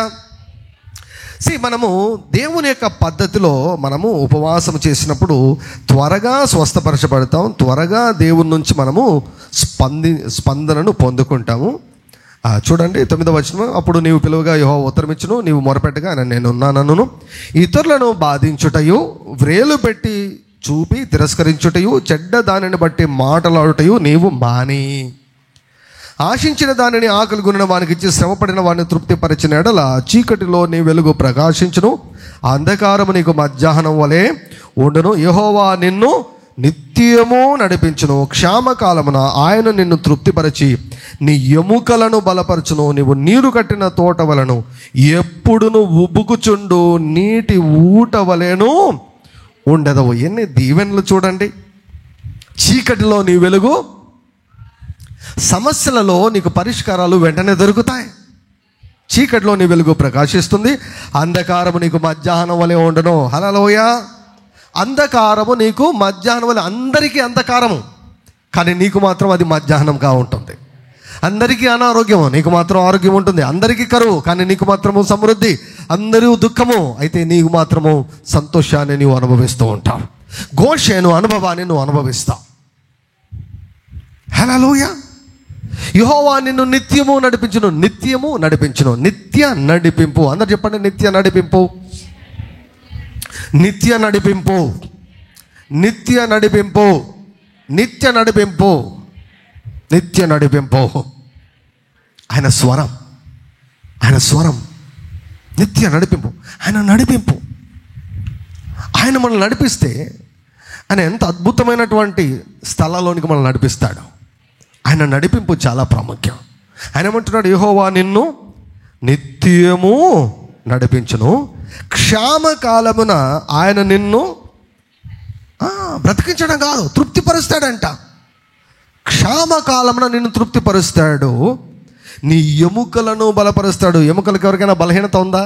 చూడండి, ఉపవాస ప్రార్థనకు, క్షామకాలమున తృప్తిపరచబడేదానికి ఉపవాస ప్రార్థనకు, ఎముకల్లో బలం పొందేదానికి ఉపవాస ప్రార్థనలకు, కీళ్ళలో బలం పొందేదానికి దేవుడు ఆశీర్వాదాన్ని దేవుడు చూపిస్తున్నాడు.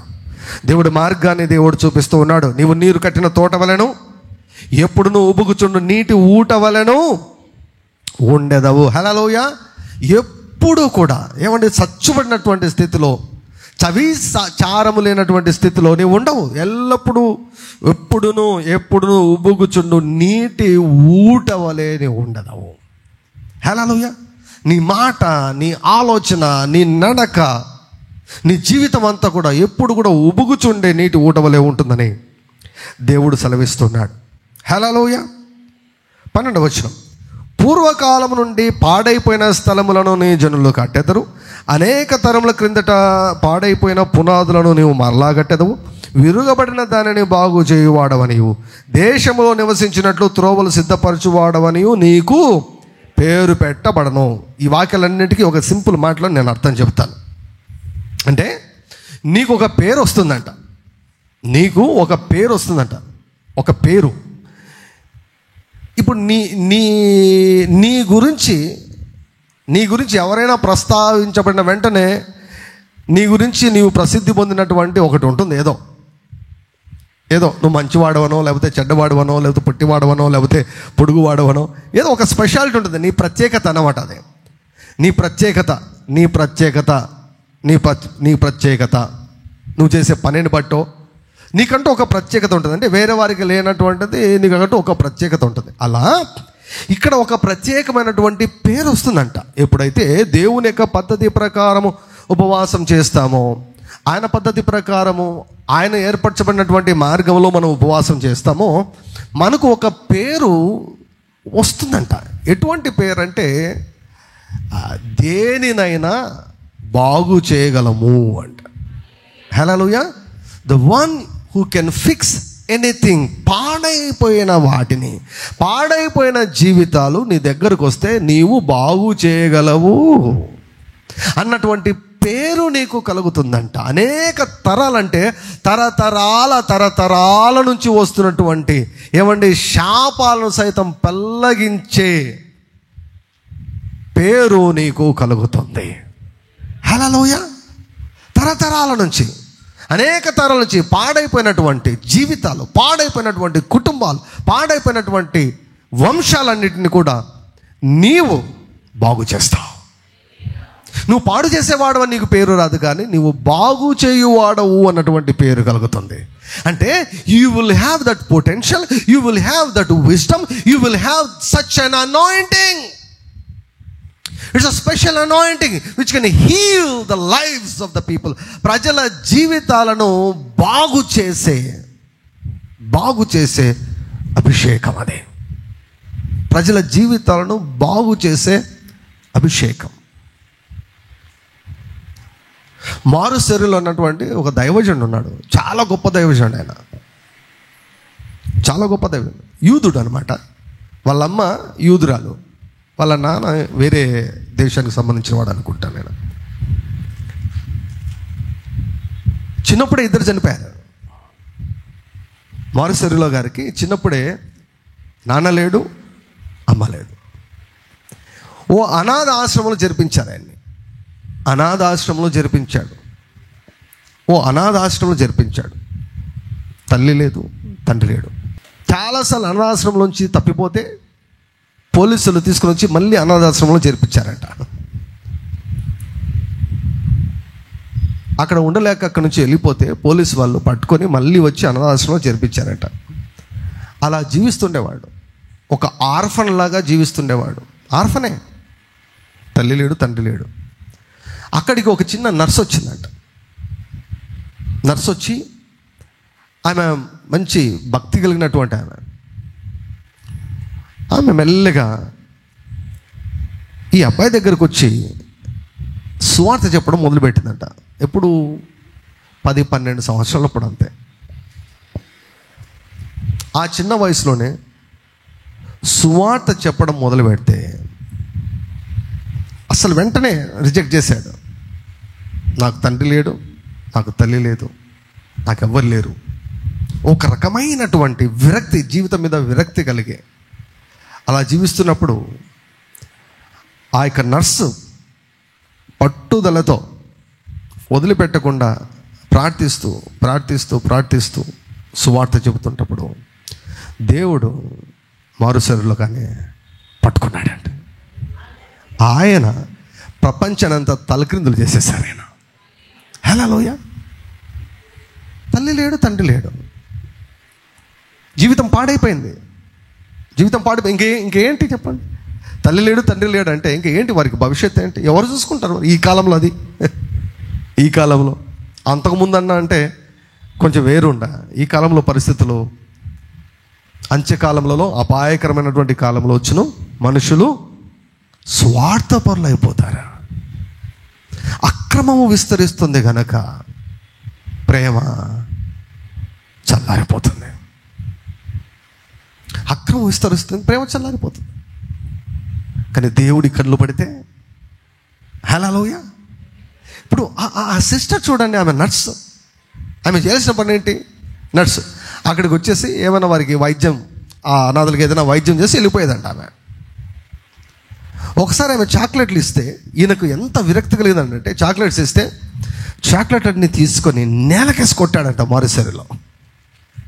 నువ్వే తినిపో, నాకు వద్దు పోని. అటువంటి వ్యక్తిని దేవుడు దర్శించి రక్షించి కోట్ల మందిని ప్రభావితం చేసేసాడు. గొప్ప దైవజనుడు. సువార్తలో చాలా శక్తి ఉందండి. హల్లెలూయా. ప్రపంచాన్ని తలకిందులు చేసి కొరియా దేశం రూపురేఖలను మార్చేసినటువంటి పాల్ యంగ్ చో గారిని రక్షణలోకి నడిపించింది ఎవరో తెలుసా? ఓ చిన్న పిల్ల. ఆ అమ్మాయికి ఎంత బహుమానం ఉంటుందో పరలోకంలో, ఎంత బహుమానం ఉంటుందో. ఈక్వల్గా షేర్ ఉన్నా కూడా ఏం మనం ఆశ్చర్యపడాల్సిందేం లేదు. ఇంకా మోర్ దెన్ కాంకరరే ఆ పాప. మోర్ దెన్ కాంకరరే. Never neglect preaching gospel. ఉపవాసం ఉన్నారు కదా, మీలో ఒక స్పెషల్ అభిషేకం పనిచేస్తూ ఉంటుంది. హల్లెలూయా. పాడైపోయిన జీవితాలు మీరు బాగు చేయగలరు. నిరీక్షణ లేనటువంటి వారికి మీరు నిరీక్షణ ఇవ్వగలరు. యేసుప్రభును పరిచయం చేయండి. యేసుప్రభు దృష్టిలో వారు ఎంత అమూల్యమైన వారో వారికి తెలియజేయండి. నీకు ఒక పేరు కలుగుతుంది. వారు గొప్పవారైన తర్వాత నీ గురించి మాట్లాడతారు వారు. హల్లెలూయా. పలాని వారు నాకు సువార్త చెప్పారు, పలాని వారు మొండిగా నాకు సువార్త చెప్పారు. నేనెంత చీదరించుకున్నా, ఎంత వద్దన్నా, ఎంత తిరుగుబాటుతో నేను తిరగబడినా కూడా ఎంత ప్రేమను చూపించారో. పాడైన దానిని బాగు చేయువాడవని నీకు పేరు పెట్టబడుతుంది. Hallelujah. God will give you a new title to you. ప్రజల జీవితాలను, కుటుంబాలను బాగు చేయువాడవని నీకు పేరు కలుగుతుంది. ఉపవాస ప్రార్థన జీవితము లేనటువంటి వారు పెద్దగా ఇతరులకు ఉపయోగపడలేరండి. ఉపవాస ప్రార్థన జీవితము లేనటువంటి వారు పెద్దగా ఇతరులకు ఉపయోగపడలేరు. 13-14 వచనాలు.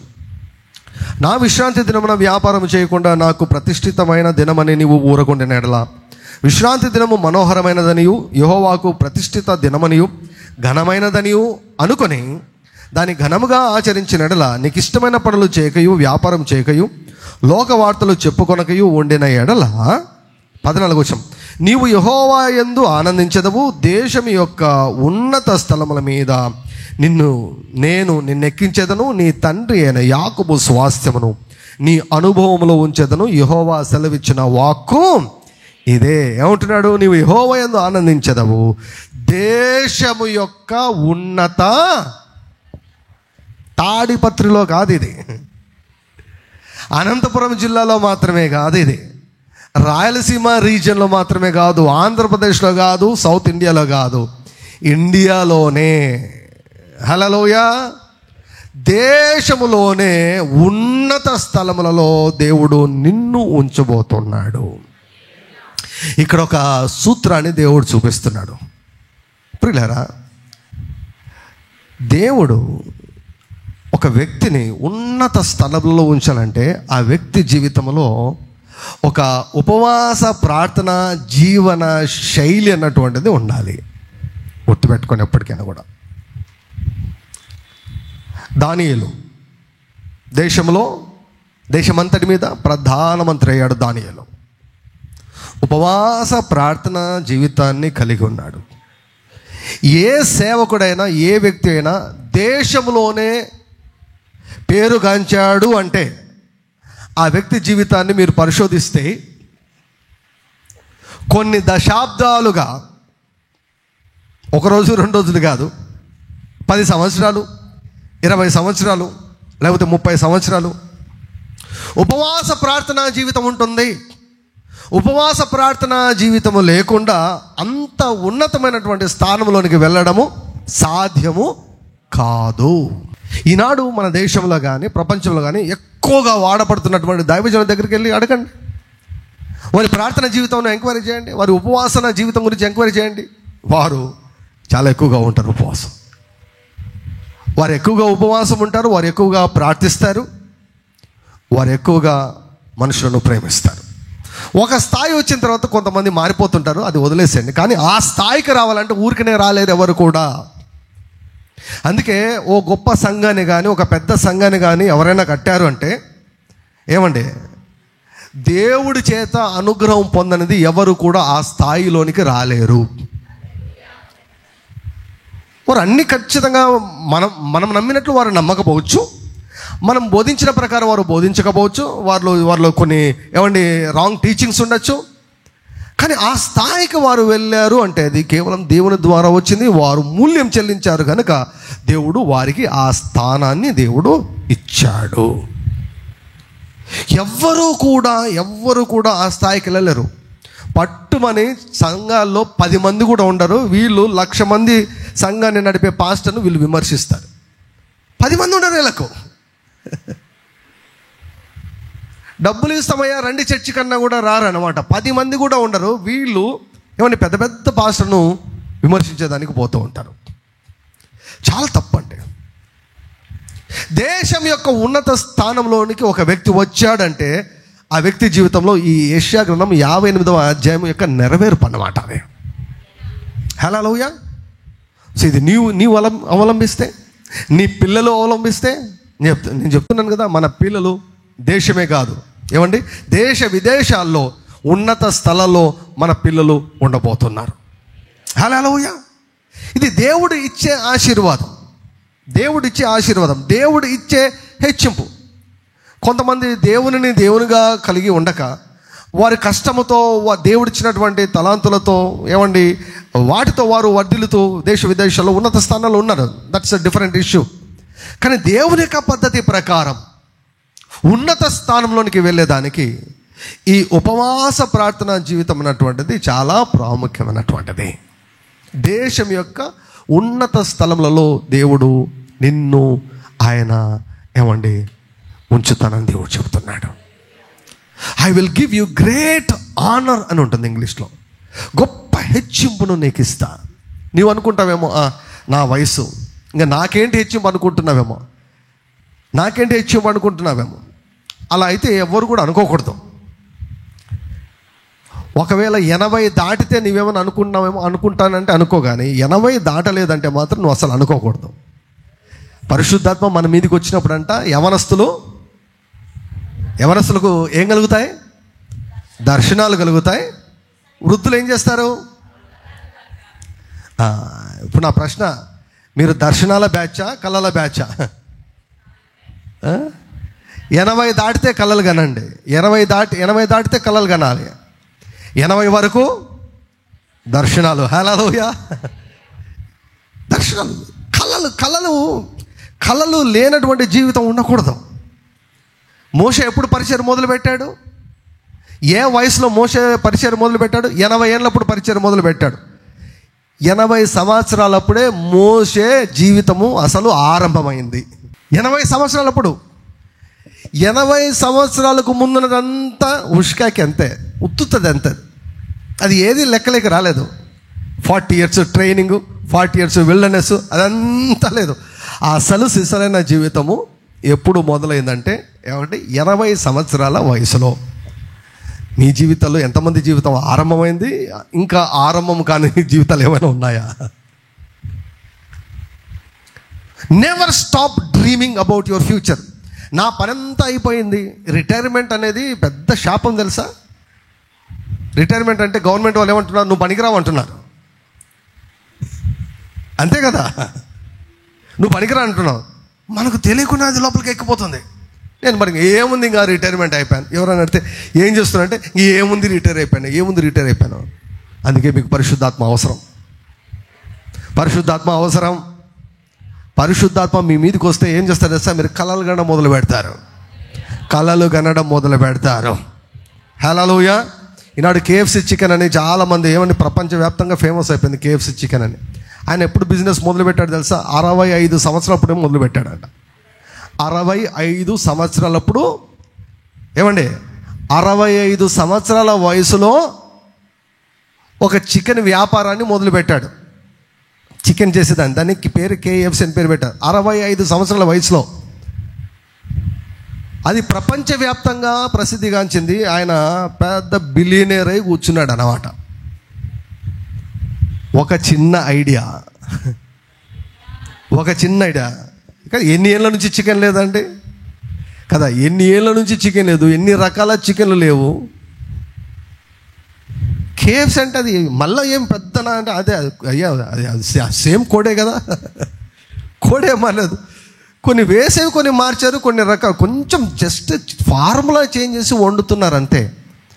దానికి ప్రపంచవ్యాప్తంగా పేరు వచ్చేసి ఏమండి, కోట్లు 100 కోట్లు అండి, 100 కోట్లు. మీలాగైనా వదిలేసింటే నాకు 60 ఏళ్ళు వచ్చాయి, ఇప్పుడు నేనేం చేస్తానని. Never ever stop dreaming. పరిశుద్ధాత్ముడు మీ మీదికి దిగితే ఏమవుతుందో తెలుసా? కళలు గండం మొదలు పెడతారు. మీరు యవనస్తులకు దర్శనాలు కలుగుతాయి, పిల్లలు ప్రవచనాలు చెబుతారు. హల్లెలూయా. దేశం యొక్క ఉన్నత స్థలంలో దేవుడు మనల్ని ఉంచుతానని వాగ్దానం చేస్తున్నాడు. సో ఒక క్రమమైనటువంటి పద్ధతిలో ఉపవాస ప్రార్థన జీవన శైలిని మనం అలవర్చుకున్నప్పుడు దేవుడు ఈ వాగ్దానాలన్నిటినీ కూడా దేవుడు మనకు చేస్తూ ఉంటున్నాడు. హల్లెలూయా. శీఘ్రముగా స్వస్థత, వెంటనే రెస్పాన్స్ ఇస్తా అంటున్నాడు. నిత్య నడిపింపు అంటున్నాడు. భద్రపరుస్తాను అంటున్నాడు. మార్గాన్ని సరళం చేస్తానంటున్నాడు. అందరికీ కరువు ఉంటుంది కానీ నీకు మాత్రం కరువు ఉండదంట. ఎముకలను బలపరుస్తానంటున్నాడు. ఎప్పుడు కూడా ఎండాకాలము శీతాకాలము ఏమండి, ఇట కాలాలతో ఋతువులతో తేడా లేకుండా ఎల్లప్పుడూ నువ్వు ఉప్పుకుచుండు నీటి ఊట వలె ఉంటావని దేవుడు వాగ్దానం చేస్తున్నాడు. హల్లెలూయా. నీ జీవితం బాగవడం మాత్రమే కాదు, నీవు అనేక జీవితాలను బాగు చేస్తావన్న పేరుని కలుగుతుంది. హల్లెలూయా. పలాని సంఘానికి వెళ్ళండి ఏదైనా బాగా అవుతుంది అన్నటువంటి పేరు వస్తుందంట. సంఘముగా సమాజముగా మనం ఉపవాస ప్రార్థన మనం చేసినప్పుడు మనం ఒప్పుకున్నాం, ఒక నిబంధన చేశాం. ఎవ్రీ సాటర్డే ఏదో ఒక రకమైన ఉపవాసం ఉండండి. ఈరోజు శనివారము మా పరిచయలో శనివారము ఏదో ఒక రకమైన ఉపవాసం, పాక్షిక ఉపవాసము, ఏదో ఉపవాసం ఉన్నాను అనిపించుకునేటట్లయినా కూడా శనివారం దేవుని కొరకు ప్రతిష్ఠించి దేవుని కొరకు సమర్పించి ఆయన సన్నిధిలో ఎక్కువసేపు మనం ప్రార్థన చేసినప్పుడు, ఎక్కువ సమయాన్ని మనం ఆయనతో గడిపినప్పుడు దేవుడు అంటున్నాడు, దేవుడు మిమ్మల్ని మీకు ప్రసిద్ధమైనటువంటి పేరుని ఇస్తానంటున్నాడు. ఇతర జీవితాలను, కుటుంబాలు మాత్రం కదా, ఊర్లను కూడా మనం బాగు చేస్తాం. హల్లెలూయా, హల్లెలూయా. వారు భూలోకమును ఫలభరితముగా చేస్తారు. హల్లెలూయా.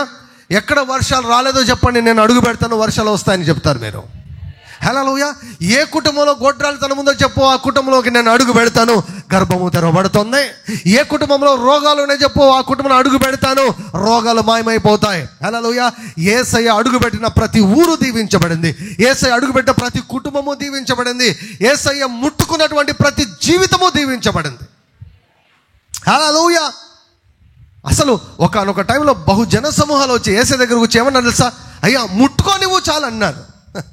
ముట్టుకోనివయ్యా చాలు అన్నారు. ముట్టుకోనివ్వు చాలు అన్నారు. సరే ముట్టుకున్నాను. ముట్టుకున్న ప్రతి ఒక్కడు బాగైపోయాడు. Jesus was carrying such an anointing. అంటే ఆయనకు ఇవ్వనటువంటి పేరేమిటి? ఈయన సమస్తమును బాగు చేయుచున్నాడు. యేసయ్యకు వచ్చినటువంటి పేరది, ఈయన సమస్తమును బాగు చేయుచున్నాడు. ఒక్క మాటలో చెప్పాలంటే యెషయా 58వ అధ్యాయము సంపూర్ణంగా నెరవేర్చబడింది ఎవరిలో అంటే నజరేయుడు అనేటువంటి యేసయ్యలో నెరవేర్చబడింది. It was fulfilled in the life of Jesus of Nazareth. నజరేయుడైన యేసును మనుష్య కుమారునిలో యెషయా గ్రంథము 58వ అధ్యాయము సంపూర్తిగా నెరవేర్చబడింది. ప్రతి ఆశీర్వాదం చూడండి, అన్ని నెరవేర్చబడ్డాయి. హల్లెలూయా. ఎక్కడ అడుగు పెడితే అక్కడ బాగైపోయాడు. జీవితాలను, కుటుంబాలను, ఊర్లను బాగు చేశాడు. ఈనాడు చీకటిలోనికి వెళ్ళి మనం వెలుగును ప్రకాశింపజేయవలసిన అవసరం ఉంది.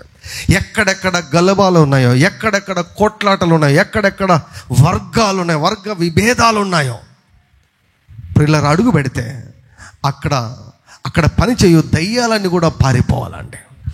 కుటుంబాలు బాగా కావాలి. కలహాలన్నీ కూడా, మీకు తెలుసా జైలు లేని దేశం కూడా ఉంది తెలుసా మీకు? జైలు లేని దేశం కూడా ఉంది.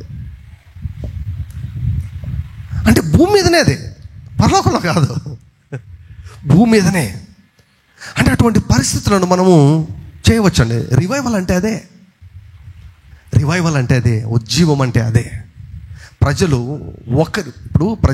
ఒకరికొకరు గౌరవించుకొని ఒకరినొకరు ప్రేమించుకుంటుంటే ఎలా ఉంటుంది చెప్పండి? గొడవలు లేకుండా, కొట్లాటలు లేకుండా, కలహాలు లేకుండా, అడ్జస్ట్ చేసుకుంటూ, క్షమించుకుంటూ, ఓర్చుకుంటూ, ప్రేమతో జీవిస్తుంటే ఎలా ఉంటుంది చూడండి. దాన్నే పరలోకం అంటాం. పరలోకమందు నీ చిత్తం నెరవేర్చబడుచున్నట్లుగా భూమి మీద నెరవేర్చబడును గాక. యెషయా గ్రంథం 58వ అధ్యాయం అంతా కూడా మీరు ఉపవాస దినాన్ని ఉపవాసం ఉండి ఘనముగా మీరు ఆచరించండి. అదే సమయంలో మీ పొరుగు వారితో ప్రేమగా, న్యాయముగా, కనికరముతో వ్యవహరించండి. ఇందులో వ్రాయబడినటువంటి దీవెనలన్నీ కూడా మీ స్వంతము అంటున్నాడు. ఇశ్రాయేలు అన్నారు, మేము ఉపవాసం ఉంటున్నాం, ఒక్క బ్లెస్సింగ్ కూడా మేము పొందుకోలేదు. ఉపవాసం ఉంటున్నాం, మాకు రివార్డ్ రాలేదు. ఉపవాసం ఉంటున్నాం, మాకు బహుమానం రాలేదు. ఏమిటి అంటే వారి యొక్క ఆక్రందనకు, వారి యొక్క ప్రశ్నకు జవాబుగానే దేవుడు యెషయా ద్వారా ఈ యొక్క అధ్యాయాన్ని ఆయన వ్రాయించాడు. హల్లెలూయా. సో దేవుని యొక్క పద్ధతి ప్రకారం మనం ఉపవాస ప్రార్థనలు మనం జరిగించినప్పుడు అనేక రకమైనటువంటి గొప్ప గొప్ప మేలను, ఆశీర్వాదములను మనము స్వాధీనం చేసుకునే వారముగా మనం ఉండబోతూ ఉన్నాం. హల్లెలూయా. దేశం యొక్క ఉన్నత స్థలంలో దేవుడు మనల్ని నిలబెట్టును గాక. ఆమేన్. హల్లెలూయా. నీవు చూచుచున్న ఈ దేశం అంతటిని నీకును నీ సంతానమునకును సదాకాలం ఇచ్చేదన్నటువంటి దేవుని యొక్క వాగ్దానము మన జీవితాల్లో 1000 రెట్లుగా విస్తరించును గాక.